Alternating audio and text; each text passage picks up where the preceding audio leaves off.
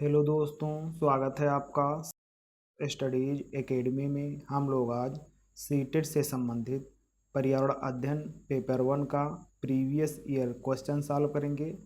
आज की क्लास में हमने 30 प्रश्नों को लिया है और इसमें से आपको सही जवाब देना है और जितने उत्तर सही होते हैं उतने कमेंट बॉक्स में बताना है। तो चलिए क्लास की शुरुआत करते हैं। आज का पहला प्रश्न है, नाइट्रोजन स्थिरता करने वाले जीवाणु जड़ों में उपस्थित होते हैं। ऑप्शन ए है गेहूं की जड़ों में, बी है धान की जड़ों में, सी है दलहन की जड़ों में, डी है उपरोक्त में सभी। इसका सही जवाब देना है आपको। इसका सही उत्तर हो जाएगा ऑप्शन सी, दलहन की जड़ों में नाइट्रोजन स्थिर करने वाले जीवाणु उपस्थित होते हैं। इस प्रश्न का सही जवाब ऑप्शन सी है। अगले प्रश्न पर चलते हैं। अगला प्रश्न है कि निम्नलिखित में से किसमें क्लोरोफिल पाया जाता है। ऑप्शन ए है यूग्लिना में, बी है हाइड्रा में, सी है जेलीफिश में, डी है साइकॉन में। इसका सही जवाब देना आपको। इसका सही उत्तर हो जाएगा ऑप्शन ए, यूग्लिना में क्लोरोफिल पाया जाता है। ये इसका सही उत्तर है। अगले प्रश्न पर चलते हैं। अगला प्रश्न है, दक्षिणी अमेरिका की सबसे ऊंची चोटी निम्न में से कौन है। ऑप्शन ए है माउंट कोटोपैक्सी, बी है एटना, सी है एकांगुआ, डी है किलिमंजारो। इसका सही जवाब देना है आपको। इसका सही उत्तर हो जाएगा एकांगुआ। एकांगुआ ये दक्षिणी अमेरिका महाद्वीप की सबसे ऊंची चोटी है जो एंडीज पर्वतमाला में स्थित है। और जो एटना ज्वालामुखी है तो एटना ज्वालामुखी इटली में स्थित है। कोटोपैक्सी जो है कोटोपैक्सी इक्वाडोर में स्थित है। और किलिमंजारो ये अफ्रीका महाद्वीप की सबसे ऊंची चोटी है। इस प्रश्न का सही उत्तर ऑप्शन सी है। अगले प्रश्न पर चलते हैं। अगला प्रश्न है, ओजोन परत की मोटाई मापी जाती है। ऑप्शन ए है किलोमीटर में मापी जाती है, बी है कि डाप्सन इकाई में मापी जाती है, सी है फायदम में मापी जाती है, डी है प्रकाश वर्ष में मापी जाती है। तो किलोमीटर में क्या मापते हैं, लंबाई या दूरी मापते हैं किलोमीटर से। डाप्सन से क्या मापते हैं, ओजोन परत की मोटाई मापते हैं। और ओजोन परत किस में पाया जाता है, समताप मंडल में ओजोन परत पाया जाता है 35 किलोमीटर की ऊंचाई तक। सी है फायदम, जो फायदम है। डी है प्रकाश वर्ष। प्रकाश वर्ष किसका मात्रक है, खगोलीय दूरी का मात्रक है प्रकाश वर्ष। तो इस प्रश्न का सही जवाब ऑप्शन बी है, ओजोन परत की मोटाई डाप्सन से मापते हैं। बी इसका सही उत्तर है। अगले प्रश्न पर चलते हैं। अगला प्रश्न है, लखनऊ रेलवे स्टेशन और नई दिल्ली रेलवे स्टेशन के बीच की दूरी 504 किलोमीटर है। कितनी दूरी है, 504 किलोमीटर। कोई रेलगाड़ी इस दूरी को 7 घंटे में तय करती है। इस रेलगाड़ी की मीटर प्रति सेकंड में औसत चाल क्या है। क्या बताना है हमें, औसत चाल। तो चाल बराबर होता है दूरी बटे समय। चाल बराबर होता है दूरी बटे समय और हमें औसत चाल चाहिए। तो औसत चाल में क्या हो जाता है, कुल दूरी बटे कुल समय हो जाता है। तो कुल दूरी कितना है, 504 किलोमीटर है। तो 504 किलोमीटर। और कुल समय कितना है, तो कुल समय है 7 घंटा। तो 7 घंटा। ये क्या हो गया, स्पीड यानी कि औसत चाल। अब 7 से 504 को भाग देंगे तो 7 सता 49, 7 बार में चला गया, एक बचा, यहाँ पर हो गया 14। अब जाएगा 7 दूनी 14, तो यहाँ हो गया 72। कितना मिला हमें भाग देने पर, 72 किलोमीटर प्रति घंटा। अब हमें कितना यूनिट मिला, 72 किलोमीटर प्रति घंटा। लेकिन हमें बताना किस में है, यूनिट दिया है मीटर प्रति सेकेंड। देखिए 2 यूनिट होती है, एक होती है मीटर प्रति सेकेंड, दूसरी यूनिट होती है चाल की किलोमीटर प्रति घंटा। अब ये छोटी यूनिट है मीटर प्रति सेकंड, और किलोमीटर प्रति घंटा क्या है, बड़ी यूनिट है।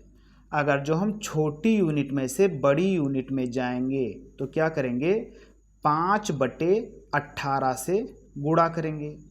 अब ये अब छोटी वैल्यू से बड़ी वैल्यू में जाएंगे तो क्या करेंगे, 18/5 से गुणा करेंगे।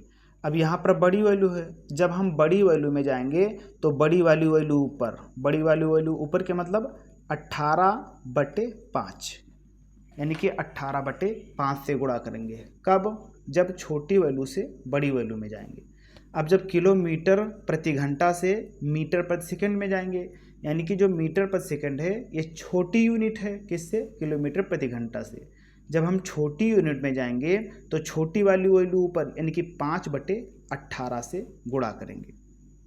तो यहाँ क्या दिया हुआ है, किलोमीटर प्रति घंटा में दिया हुआ है, यानी कि बड़ी वैल्यू दिया हुआ है, और हमें जाना किस में है, मीटर प्रति सेकंड में, यानी कि छोटी वैल्यू में जाना है। तो जब छोटी वैल्यू में जाना है तो छोटी वाली संख्या ऊपर हो जाएगी। 72 गुणे 5/18। अब ये देखो छोटी वाली वैल्यू ऊपर हो गई, तो 18 से 72 को काटेंगे तो 18 चौक 72, 4 आया, और 4 पंचे 20, कितना आया, 20 मीटर प्रति सेकेंड। कितना आ गया स्पीड, चाल, 20 मीटर प्रति सेकेंड, यानी कि डी इसका सही उत्तर है, डी सही जवाब है। अगले प्रश्न पर चलते हैं। अगला प्रश्न है कि कोई बच्ची है जो एक्स पर है और वह अपनी सहेली के साथ जो वाई पर स्थित है के साथ खेलना चाहती है। अब यहाँ पर यक्स मान लीजिए। अब कह रहा क्या है, वाई पर स्थित है जो खेलना चाहती है सहेली, इसके लिए पहले वो पर पहुँचती है जो एक्स के ठीक दक्षिण में है। वो कहाँ है, अब देखिए, उत्तर यानी कि नॉर्थ, नीचे क्या हो जाता है, यानी कि ऊपर की ओर नॉर्थ होता है यानी कि उत्तर होता है, और नीचे की ओर दक्षिण होता है। दाहिने हाथ की तरफ पूर्व होता है यानी कि ईस्ट होता है, बाएं हाथ की तरफ क्या होता है, वेस्ट होता है यानी कि पश्चिम होता है। अब कह रही है कि इसके लिए वह वो पर पहुंचती है जो एक्स के ठीक दक्षिण में है। सबसे पहले जो एक्स लड़की है उसे वाई सहेली के पास जाना है, लेकिन उससे पहले वो दक्षिण में चलेगी और वो पर पहुंचेगी। तो मान लिया जाए दक्षिण में आई और वो पर पहुंची। अब कह रहा है वो यक्स और वो के बीच की दूरी 40 मीटर कह रहा है, तो 40 मीटर दूरी होगी। आगे कह रहा है इसके पश्चात वह ठीक पूर्व दिशा में 30 मीटर दूरी तय करके वाई पर पहुंचती है। तो पूर्व में चलती है तो पूर्व में चल गई। अभी यहाँ पर देखिए पूर्व दिशा है तो पूर्व चली गई। अब पूर्व यहाँ वाई है, अब वाई पर पहुँच गई। जो वाई पर पहुँची तो कितना दूरी तय किया उसने, 30 मीटर दूरी तय किया। तो यहाँ पर कितना है, 30 मीटर दूरी तय किया। अब कह रहा है कि वाई पर पहुँचती है। अब कह रहा है कि वाई से एक्स की दूरी कितनी है और वाई के सापेक्ष एक्स की दिशा बताइए। दूरी बतानी है किसे, यहाँ से और यहाँ तक, तो हम यहाँ ले लेंगे। देखिए यहाँ दूरी तो पूछ रहा है, लेकिन रियल में दूरी के मतलब क्या होता है कि दूरी के मतलब होता है यहाँ पर जैसे जैसे आई है ये दूरी होता है, और यहाँ से क्या होता है ये न्यूनतम दूरी होता है। तो यहाँ पर दूरी लिखा रहेगा, लेकिन वो पूछे उसके मतलब क्या होगा, उसका मतलब होगा कि न्यूनतम दूरी। रियल में क्या पूछ रहा है, न्यूनतम दूरी यानी कि विस्थापन। तो विस्थापन न्यूनतम दूरी होता है, न्यूनतम दूरी यहाँ से यहाँ तक होगी। अब ये एक त्रिभुज बन गया, और त्रिभुज में पाइथागोरस प्रमेय क्या लगता है, ये होता है कर्ण, यानी कि 90 डिग्री के सामने जो भुजा होती है वो कर्ण होती है। तो ये कर्ण हो गया, और नीचे वाला आधार हो गया, और यहाँ पर ये लंब हो गया। तो कर्ण स्क्वायर बराबर क्या हो जाएगा, कर्ण स्क्वायर बराबर हो जाएगा आधार स्क्वायर प्लस लंब स्क्वायर। अब कर्ण हमें निकालना है तो कर्ण ले लेंगे। कर्ण स्क्वायर बराबर आधार कितना है, आधार है 30 मीटर, तो 30 स्क्वायर प्लस कितना है, लंब कितना है 40 मीटर, तो 40 स्क्वायर हो जाएगा। अब देखिए 30 का स्क्वायर कितना हो जाएगा, 3 त्रिक का 9 यानी कि 900, अब प्लस 40 का स्क्वायर कितना हो जाएगा, 4 चौक 16 यानी कि 1600। अब के स्क्वायर बराबर कितना हो गया, 900 प्लस 1600।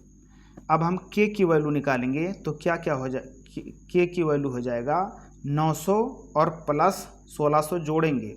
जब हम यहाँ पर के की वैल्यू लेंगे तो ये जो 2 होगा यहाँ पर घात के रूप में है, और बराबर के इधर जाएगा तो किसके रूप में हो जाएगा, अंडर रूट के रूप में हो जाएगा।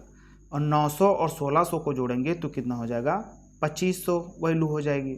अब 2500 का वर्गमूल हम लेंगे तो कितना होगा, अब 25 का वर्गमूल लेंगे तो 5 और 2 जीरो का वर्गमूल 1 जीरो होता है, तो इसलिए जो कर्ण होगा, कर्ण 50 मीटर आ जाएगा। तो कर्ण कितना आ गया, 50 मीटर, यानी कि x से y की दूरी कितनी है, 50 मीटर। अब हमें दिशा बतानी है। अब यहाँ 50 मीटर इसमें भी है, 50 मीटर इसमें भी है, तो अब दिशा बतानी है हमें, किस दिशा में गया है। तब देखिए y के सापेक्ष पूछ रहा है, तो y के सापेक्ष यहाँ पर देखिए कि ऐसे ऐसे किस दिशा की तरफ जाता है, यहाँ पर उत्तर है और यहाँ पर पश्चिम, यानी कि उत्तर और पश्चिम दिशा में जाता है। तो उत्तर पश्चिम 50 मीटर की दूरी पर, अर्थात ये ऑप्शन इसका सही उत्तर होगा। तो ये इसका सही उत्तर है। अगले प्रश्न पर चलते हैं। अगला प्रश्न है कि स्लाथ के बारे में पूछ रहा है। स्लाथ के बारे में नीचे दिए गए कथनों में से सही कथन को चुनिए। तो ऑप्शन ए में है कि स्लाथ लगभग 40 वर्ष तक जीते हैं और अपने जीवन काल में 50 वृक्षों पर घूमने की तकलीफ उठाते हैं। जो स्लाथ होता है वो 40 वर्ष तक तो जीता है, लेकिन वो 50 वर्षों तक 50 वृक्षों पर नहीं जाता है, ये गलत हो जाएगा। तो पहला ऑप्शन गलत है। बी कह रहा है कि स्लाथ लगभग 10 वर्ष तक जीते हैं और अपने जीवन काल में 40 वृक्षों पर घूमने की तकलीफ उठाते हैं। तो जो स्लाथ होता है वो 40 वर्ष तक जीता है, 10 वर्ष तक नहीं, इसलिए बी ऑप्शन भी गलत हो जाएगा। सी पर आते हैं।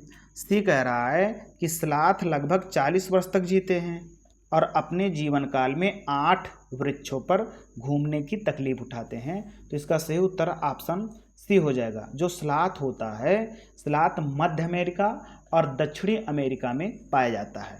इसका जीवन काल 40 वर्ष का होता है, 40 वर्ष का जीवन काल होता है, और ये 5 वर्ष तक एक पेड़ पर रहता है। जब 5 वर्ष तक एक पेड़ पर रहता है तो कितने पेड़ पर रहेगा, 8 पंचे 40 हो जाएगा। तो इसलिए जो 8 पेड़ पर जो है ये रहता है अपने जीवन काल में, इसलिए इसका सही जवाब ऑप्शन सी है। सी इसका सही उत्तर है। डी में देख लेते हैं। डी कह रहा है कि स्लाथ लगभग 8 वर्ष तक जीते हैं, 8 वर्ष तक नहीं 40 वर्ष तक जीते हैं, इसका सही जवाब सी है। अगले प्रश्न पर चलते हैं। अगला प्रश्न कह रहा है कि जंगलों के ज़्यादा कटने से निम्न में से क्या स्थितियां संभावित हैं। यदि वन कट रहे हैं तो क्या स्थिति उत्पन्न हो सकती है। ये में है कि आसपास की जगह ज़्यादा ठंडी हो जाएगी। मान लिया जाए जहाँ वन लगे हैं वहाँ के पेड़ कट जाएंगे या वन कट जाएगा तो वहाँ पे ठंडी अधिक होगी, वहाँ पर गर्मी होने लगेगी, तो ये गलत हो जाएगा। बी में कह रहा है वर्षा का जल रिसाव कम हो जाएगा। बिल्कुल बात सही है। जब पेड़ या वन होते हैं तो इनकी जड़ें जो होती हैं वो नीचे ज़मीन में धंसी होती हैं, तो ये ज़मीन के में धंसी होती, इसलिए जो जब जल बरसता है धरती पर तो ये जड़ों के सहारे नीचे रिसाव आसानी से हो जाता है। तो इसलिए जब पेड़ नहीं रहेंगे तो रिसाव कम हो जाएगा। बी सही है, बी कथन सही है। सी कह रहा कि बहता वर्षा जल मृदा को बहा ले जाएगा। बिल्कुल, ये जो पेड़ होते हैं, पेड़ की जड़ें भूमि को जकड़े रहती हैं, तो जब पानी का बहाव होता है तो ये मिट्टी को कटाव होने से रोकती हैं, और जब पेड़ कट जाएंगे तो बहा ले जाएगा आसानी से मिट्टी को, कौन, जल। तो इसलिए सी भी सही है। डी कह रहा है कि भौम जल का स्तर बढ़ जाएगा। भूमि जल का कहाँ स्तर बढ़ेगा, भूमि जल का स्तर कम हो जाएगा, इसलिए डी भी गलत है। तो कौन सा सही है, बी और सी।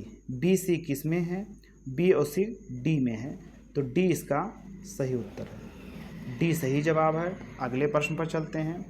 अगला प्रश्न कह रहा है कि कक्षा 5 की पाठ्य पुस्तक है, कक्षा 5 की पाठ्य पुस्तक है जिसमें छपे गोलकोंडा के किले के मानचित्र में 1 सेमी जमीन पर 110 मीटर की दूरी को दर्शाता है। मानचित्र में फतेह दरवाजे से पटन चेरू दरवाजे की दूरी 15.4 सेमी है। जमीन पर इन दोनों दरवाज़ों के बीच की कम से कम दूरी होगी।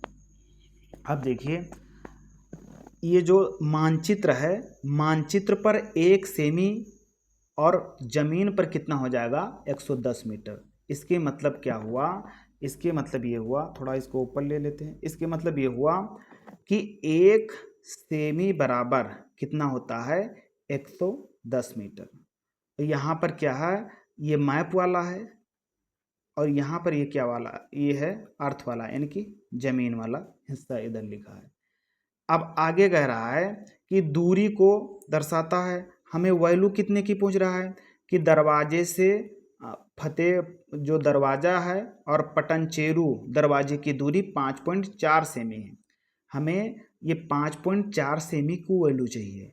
हमें पता कितने की वैल्यू है, 1 सेमी की वैल्यू पता है, कितना होता है 110 मीटर। हमें 15.4 सेमी की वैल्यू चाहिए।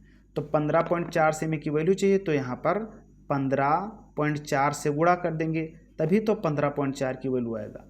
तो 15.4 का 1 से गुणा, हमें 1 यूनिट की पता है 110 मीटर होता है, हमें 15 यूनिट का मान चाहिए। तो 15 यूनिट से गुणा कर देंगे 1 से, तो हो जाएगा 15.4 गुणा करने पर। अब इस तरफ गुणा किए हैं तो दूसरी तरफ भी गुणा करना होगा, क्योंकि बराबर का रूल यही होता है कि एक तरफ करोगे वही दूसरी तरफ भी करना पड़ेगा। तो 15.4 से दूसरी तरफ भी गुणा करेंगे।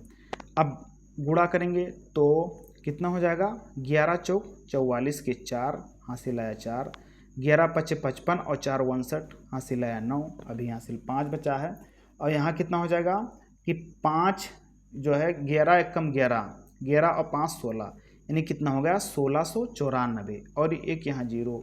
इसके अब गुणा करने का तरीका यहाँ क्या है कि संख्याओं को गुणा कर लेंगे और इसके बाद में जो 0 बचेगा उसको जोड़कर लिख देंगे। तो हमने संख्याओं को गुणा कर लिया, 1694 आया, 0 1 था तो 1 0 लिख दिया। अब हमें 15.4 की जो वैल्यू है कितना मिल गया 16,940। अब इसमें देखिए कि 1 अंक के बाद दशमलव लगा है, तो हम 1 अंक के बाद दशमलव लगा देंगे तो 0 समाप्त हो जाएगा। अब बचेगा 1694। अब वैल्यू आ गई 1694 कितना मीटर। अब 1694 मीटर वैल्यू आ गई, हमें यहाँ पर किलोमीटर में उत्तर दिया हुआ है।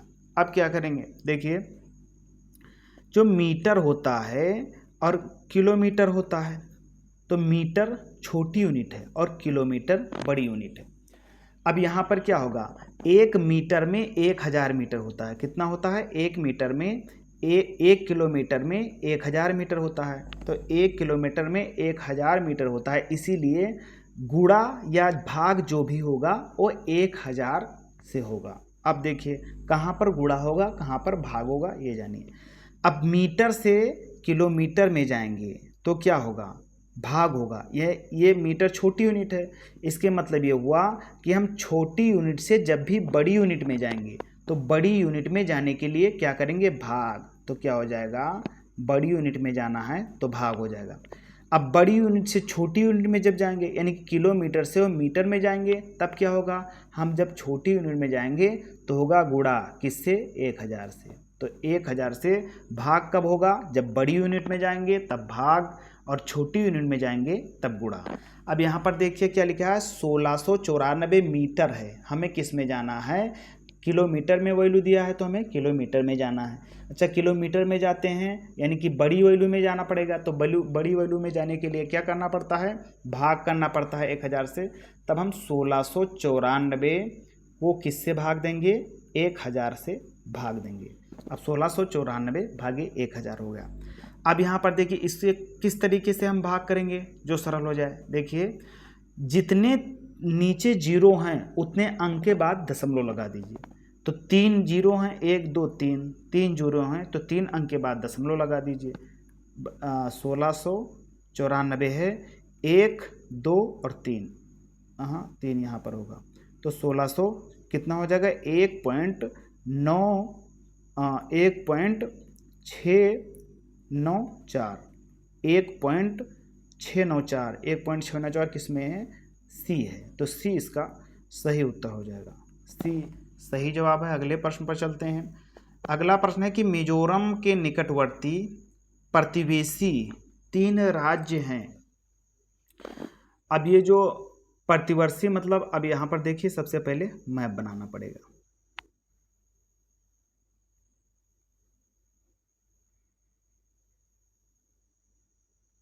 अब ये है पूर्वोत्तर राज्य। अब जो मिजोरम के बारे में पूछ रहा है, मिजोरम कहाँ पर स्थित है? यहाँ पर। अब ऊपर क्या है? सबसे ऊपर अरुणाचल प्रदेश है, अरुणाचल प्रदेश के बाद नागालैंड है, नागालैंड के बाद क्या है? यहाँ पर मणिपुर है और नीचे मिजोरम है। अब यहाँ पर क्या है? बीच में असम है और यहाँ पर क्या है? त्रिपुरा है। यानी कि ये पूरा जो पूर्वोत्तर राज्य है इसमें 7 राज्य हैं, इसलिए इसे 7 सिस्टर कहते हैं। और यहाँ पर जो मिजोरम राज्य है, मिजोरम ऊपर किससे सीमा बनाता है? ऊपर बनाता है मणिपुर से सीमा। और यहाँ पर किससे बनाता है? असम से बनाता है। और यहाँ पर किससे बनाता है? त्रिपुरा से बनाता है। तो त्रिपुरा 1, असम 2 और मणिपुर 3, यानी कि 3 राज्यों से सीमा बनाता है। तो असम, मणिपुर, त्रिपुरा किस में है? ऑप्शन में त्रिपुरा, असम, मणिपुर, यानी कि डी इसका सही जवाब हो जाएगा। तो डी सही उत्तर है। ये ऑप्शन में देखो कि असम, बिहार, छत्तीसगढ़। अब देखिए बिहार कहाँ है? बिहार तो यहाँ पर है, तो इसलिए ये ऑप्शन गलत हो जाएगा। बी कह रहा है बिहार, बिहार फिर दिया हुआ है तो बिहार गलत हो जाएगा। सी में दिया पश्चिम बंगाल, अरुणाचल प्रदेश, असम। अरुणाचल प्रदेश, असम तो हैं, लेकिन पश्चिम बंगाल कहाँ पर है? पश्चिम बंगाल यहाँ पर है, इसलिए सी ऑप्शन भी गलत हो जाएगा। डी इसका सही जवाब है। अगले प्रश्न पर चलते हैं। अगला प्रश्न कह रहा है कि भारत के किस राज्य या संघ राज्य क्षेत्र में पहाड़ों पर जंगलों के निवासियों की जो ग्राम सभा एक विशेष सभा में लॉटरी निकालकर यह निश्चित करती है कि किस परिवार को उस साल खेती कितनी जमीन मिलेगी, खेती की कितनी जमीन मिलेगी? ऑप्शन ए है लद्दाख, बी है मिजोरम, सी है अरुणाचल प्रदेश, डी है झारखंड। इसका सही जवाब देना है आपको। इसका सही उत्तर हो जाएगा ऑप्शन बी। ऐसा जो व्यवस्था है कहाँ पर है? मिजोरम में। बी इसका सही जवाब है। अगले प्रश्न पर चलते हैं। अगला प्रश्न कह रहा है कि माउंट एवरेस्ट के नीचे दिए गए किस देश का भाग है? यानी माउंट एवरेस्ट किस देश में स्थित है? ऑप्शन ए तिब्बत, बी है नेपाल, सी है भारत, डी है चाइना। इसका सही जवाब देना आपको। इसका सही उत्तर हो जाएगा ऑप्शन बी, नेपाल की सबसे ऊंची चोटी है और ये नेपाल के साथ साथ विश्व की सबसे ऊंची चोटी है माउंट एवरेस्ट। इस पर 1953 में पहली बार एडमंड हिलेरी और तेंजिंग नार्मे के द्वारा चढ़ा गया था। इसकी ऊंचाई कितनी है? 8,848.86 मीटर है इसकी ऊंचाई। ये विश्व की सबसे ऊंची चोटी है जो नेपाल में स्थित है। इस प्रश्न का सही जवाब ऑप्शन बी है। अगले प्रश्न पर चलते हैं। अगला प्रश्न है कि वृक्ष या पौधों की जड़ों में पाए जाने वाले नीचे दिए हुए विशिष्ट लक्षणों पर विचार कीजिए। ऑप्शन ए में कि वृक्ष की लटकती शाखा जैसी दिखाई देने वाली वास्तव में उसकी शाखा नहीं जड़ें हैं, ये पहला कथन है। दूसरा कथन है कि जड़ों की लंबाई वृक्ष की ऊंचाई की लगभग 30 गुनी है। सी है कि जड़ों द्वारा वृक्ष को मजबूत खंभों की भांति सहारा देना। डी है जड़ों द्वारा खाद्य सामग्री का भंडारण करना। और ई है कि लटकती जड़ों का बढ़ते बढ़ते जमीन के अंदर चले जाना।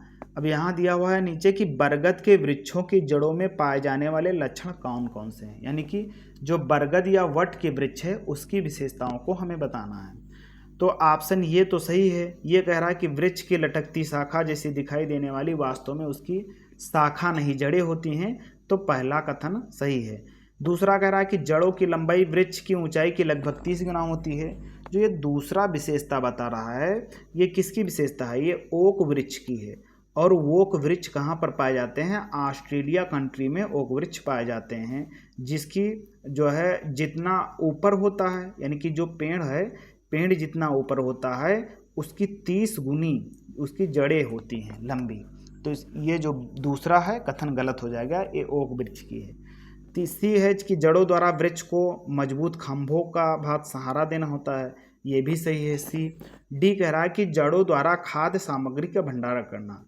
जड़ खाद्य सामग्री का भंडारण नहीं करते हैं, ये क्या करते हैं? परिवहन करते हैं। खाद्य सामग्री का जो भंडारण है कौन करता है, तना करता है, इसलिए डी भी गलत है। तो कौन सा सही है, ये सही और सी सही और ई, तो ये सी ई किस ऑप्शन में सही है, ये सी ई, ये सी ई, ये सी ई किस में सही, ये में सही है, ये इसका सही जवाब है, ये सही उत्तर है। अगले प्रश्न पर चलते हैं। अगला प्रश्न कह रहा है कि मैं जिस जगह से आई हूँ वह एक पहाड़ी इलाका है, हमारे यहाँ बहुत बारिश होती है और बर्फ़ भी पड़ती है। जब ठंड अधिक होती है तो हमें धूप में बैठना अच्छा लगता है। हमारे घर पत्थर तथा लकड़ी के बनते हैं। यह छात्रा कहाँ से आई है।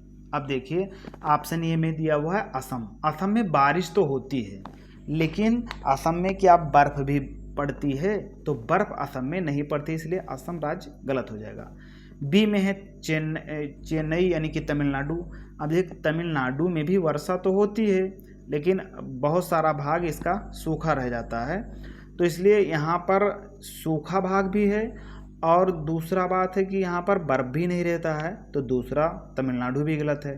तीसरा है कि मनाली लेह। अब यहाँ देखिए कि यहाँ ठंड भी होती है, मनाली लेह में वर्षा भी बहुत होती है और बर्फ़ भी गिरता है, और यहाँ के जो घर होते हैं पत्थर और लकड़ी के बने होते हैं, इसलिए इसका सही जवाब ऑप्शन सी है, हिमाचल प्रदेश मनाली।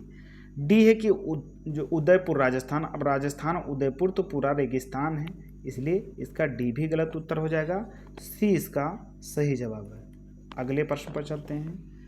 अगला प्रश्न कह रहा है कि आपकी मित्र कमज़ोर दांत और हड्डियों के कारण अस्वस्थ रहती है, उनके जबरन उबरने के लिए निम्न में से कौन सा विकल्प सर्वोत्तम है। यानी कि जो उसकी अस्थियां और दांत जो अस्वस्थ रहते हैं उनको सही करने के लिए कौन सा विकल्प सर्वोत्तम है।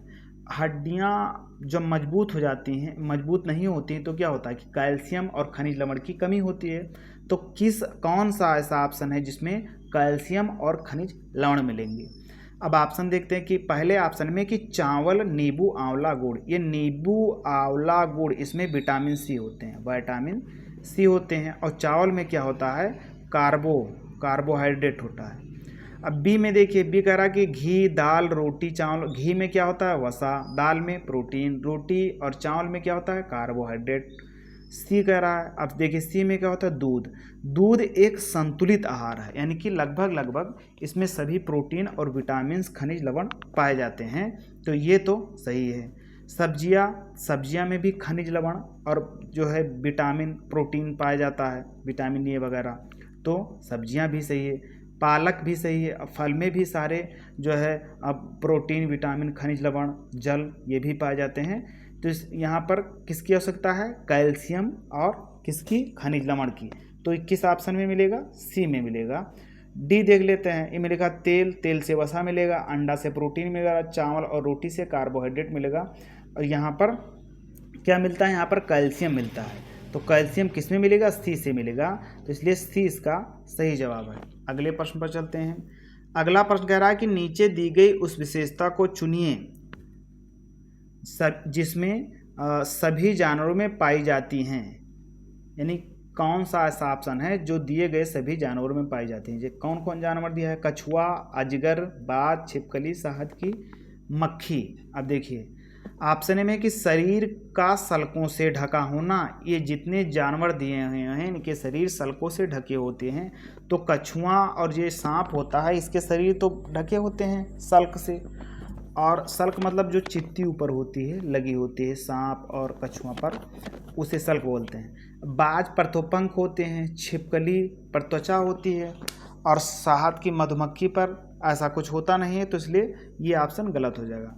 बी कह रहा है कि भूमि पर तथा जल में रह सकना, इनमें तीनों में विशेषता है, तो कछुआ ये तो उभयचर है, मतलब जल और स्थल दोनों पर रह सकता है, लेकिन अजगर तो केवल ज़मीन पर रहता है, बाज केवल ज़मीन पर रहता है या आसमान में उड़ता है, छिपकली ये पानी में कहाँ रहती, तो इसलिए डी भी गलत हो जाएगा। सी ऑप्शन कह रहा है कि अंडे देना, और डी कह रहा था जहरीला। अब जहरीला देखिए, जहरीला इसमें से कौन है? कछुआ जहरीला है? नहीं है। लेकिन अजगर जहरीला है, तो यहाँ पर ये भी ऑप्शन गलत हो जाएगा। तो इसका सही जवाब सी होगा कि ले एग्स, यानी कि जो जितने भी जीव इसमें दिए हुए हैं जानवर, ये क्या देते हैं? ये भैया अंडे देते हैं। इसलिए इसका जो सही जवाब हो जाएगा ऑप्शन सी, सी सही जवाब हो जाएगा। सी इसका सही उत्तर है। अगले प्रश्न पर चलते हैं।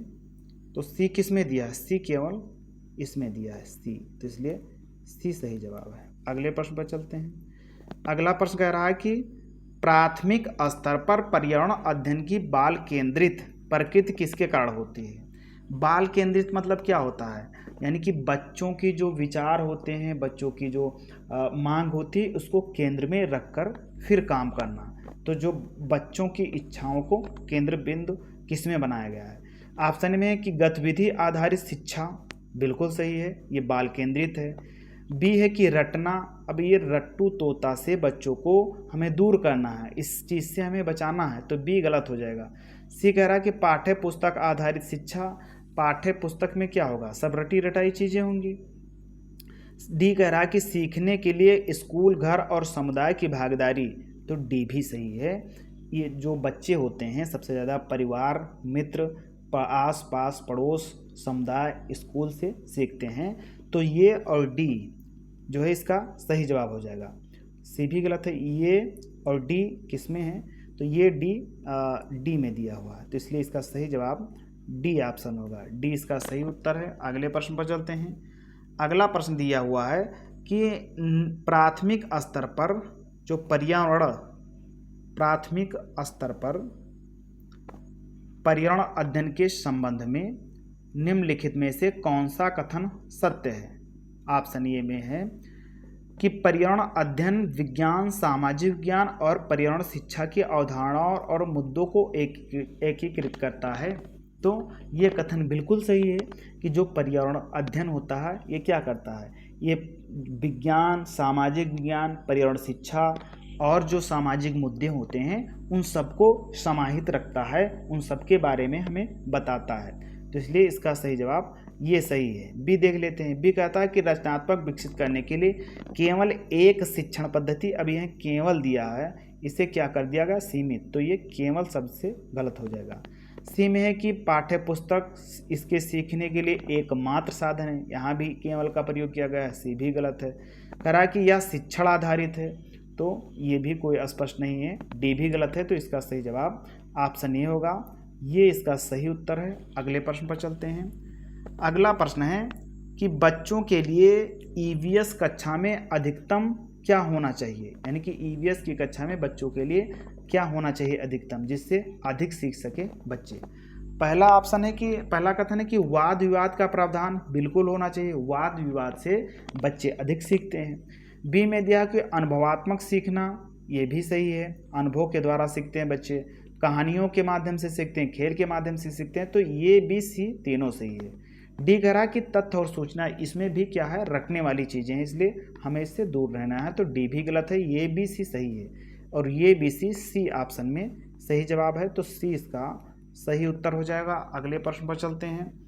अगला प्रश्न कह रहा है कि प्राथमिक स्तर पर ईवीएस के पाठ्यचर्या में उप विषय है। अब ये देखिए, जो प्राथमिक स्तर पर पर्यावरण अध्ययन है उसमें 6 विषय हैं। कौन कौन?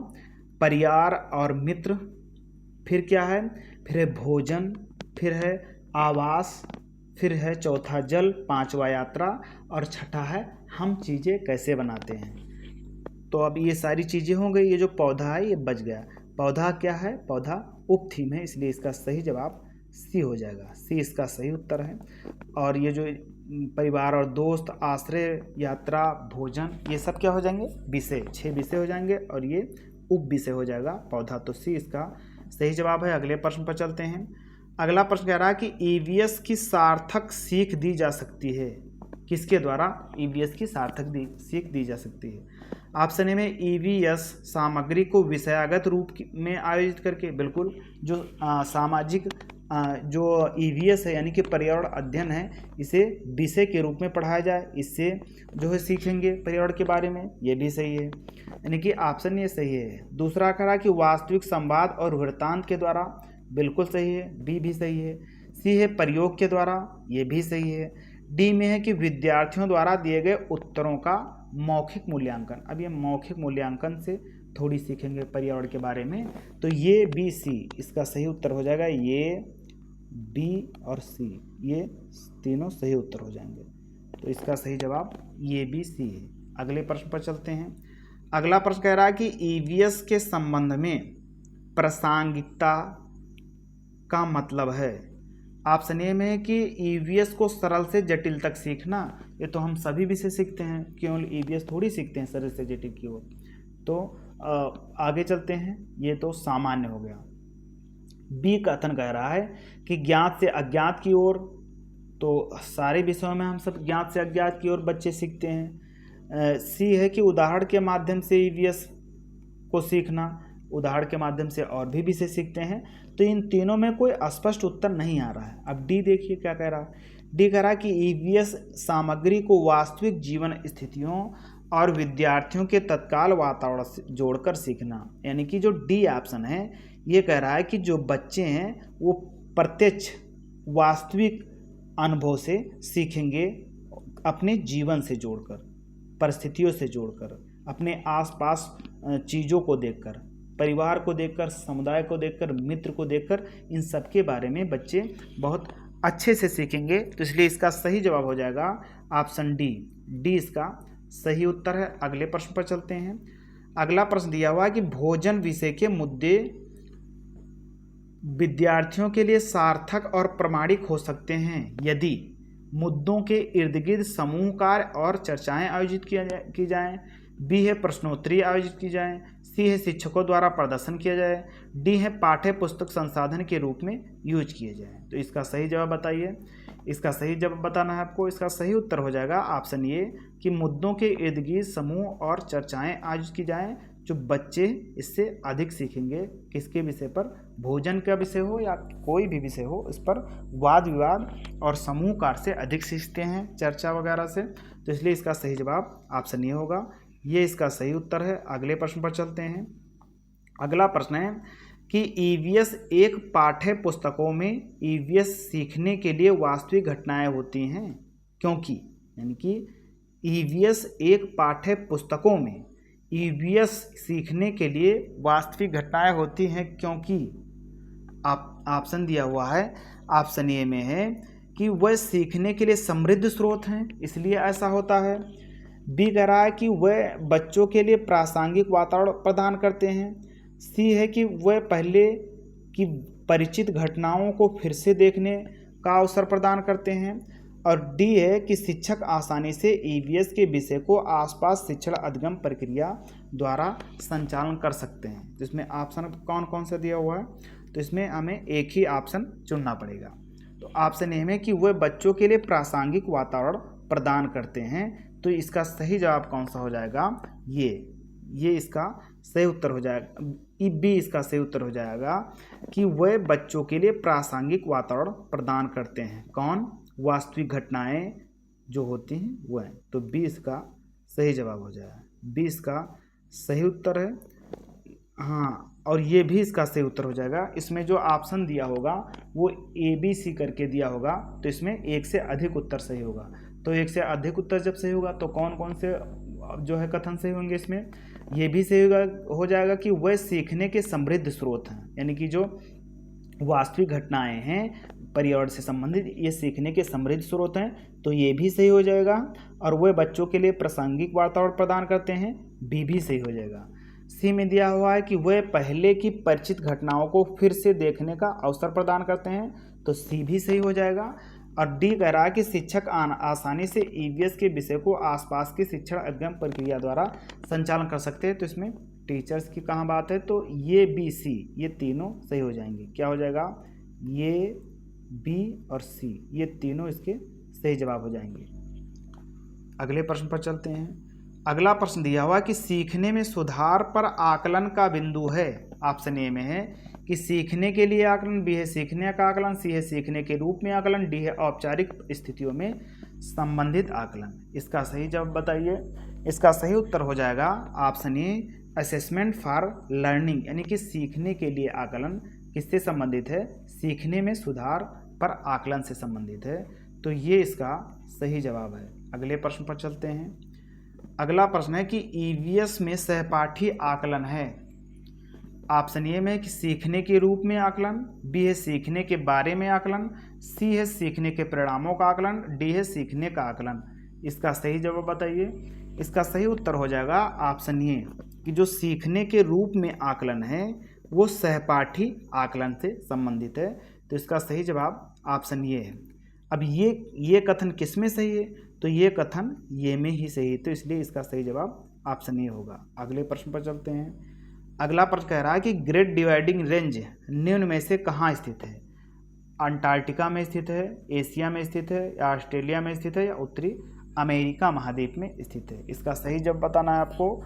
इसका सही उत्तर हो जाएगा कि जो ग्रेट डिवाइडिंग रेंज है ये कहाँ स्थित है?